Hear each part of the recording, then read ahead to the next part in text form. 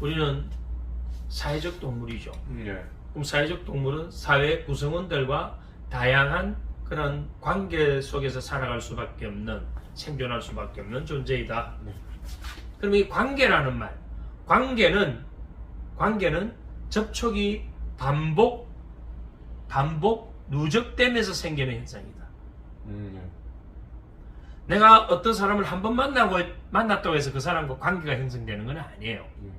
반복 누적되면서 생기는 현상이 바로 관계다.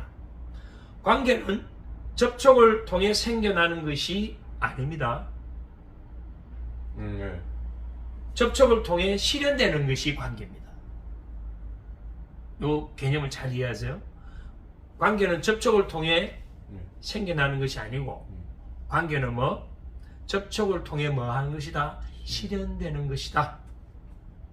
우리의 모든 관계는 비국소성과 전체성으로 연결되어 있습니다. 그래서 어떠한 관계를 반복적으로 누적하고 어떠한 관계를 더 확장하는가에 따라서 내 안에는 더 많은 연결을 만들어낼 수 있는, 왜? 비국소성은 하나의 변화가 다른 모든 부분의 변화에 영향을 미친다. 그리고 전체성이라는 뭔가요?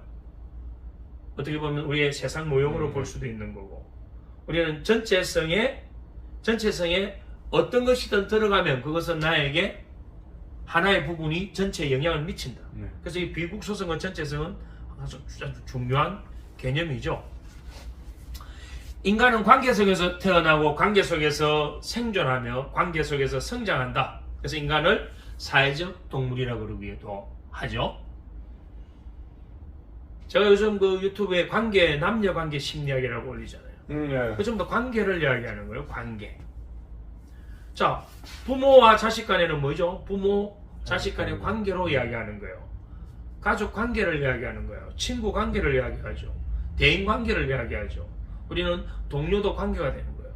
집단도 관계가 되는 거예요. 모든 건 다 뭐? 관계로 풀 수 있다. 그래서 우리가 어떤 관계를 맺는가에 따라서 관계 이전에 나와, 관계 중에 나와, 관계 이후에 나는 끊임없이 다른 존재로 변화한다. 그래서 우리는 관계 속에서 태어나고 관계 속에서 생존하고 관계 속에서 성장해간다. 그럼 모든 성취도 결국은 관계 속에서 이루어지게 되죠. 내가 행복하냐 불행하냐 그것도 결국은 관계 속에서 이루어지게 되는 거예요. 모든 심리적인 문제는 대부분 관계 속에서 생깁니다. 만약에 부모가 폭력적인 그러한 언행을 많이 했다면 그러한 부모와의 관계 속에서 나는 심리적 장애를 갖게 될 것이고, 부모가 관심과 사랑, 격려를 반복해서 보내줬다면 나는 그러한 부모와의 관계 속에서 내 안에 건강한 멘탈을 만들 수 있겠죠. 그렇다면 그 관계가 한 인간의 존재를 결정짓고 정체성을 결정짓고 그 삶의 성취 결과도 영향을 미치지 않을까요? 그래서 이 말이 나오네요. 관계 속에서 태어나고 관계 속에서 생존하고 관계 속에서 성장한다. 이 단어 좋은 단어예요. 접촉은 일회적 사건이죠. 네. 그래 그 일회적 사건이 반복되고 누적되면은 그것이 뭐? 관계를 실현시킨다. 네. 관계는 우리가 나포 공부할 때도 나포도 자기 자신과의 나포, 다른 사람과의 나포, 환경과의 나포를 이야기했잖아요. 이 관계도 마찬가지요.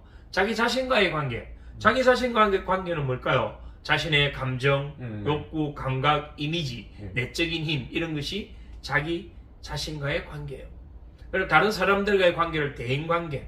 이 대인관계는 서로 다른 독립적 인격체로서 서로의 다름을 수용하고 존중하면서 그런 관계를 형성해 나가죠. 그리고 환경적인 관계, 우리가 전체적인 부분에서 접근하는 거예요.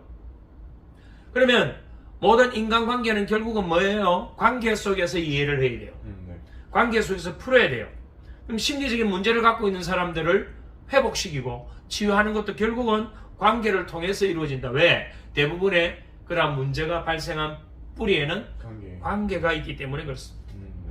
그럼 우리의 성취하는 삶, 건강한 삶, 행복한 삶은 결국 관계 속에서 이루어진다.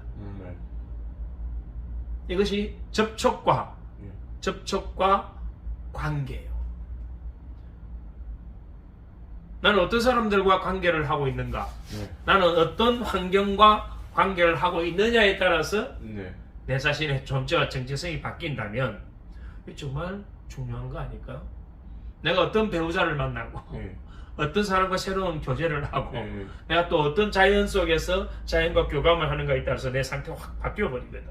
상태가 바뀌었다는 것은 그 상태가 반복되면 내 존재가 되고 내 정체성이 바뀌게 되고 나는 나로서 자기 자신으로서 자기 자신 그것이 곧 나의 경계거든. 나 경계로 나는 모든 알아차림과 접촉을 하고 있으니까 결국 어떤 관계에 의해서 어떠한 결과를 만들어낸다. 관계가 그만큼 중요하다.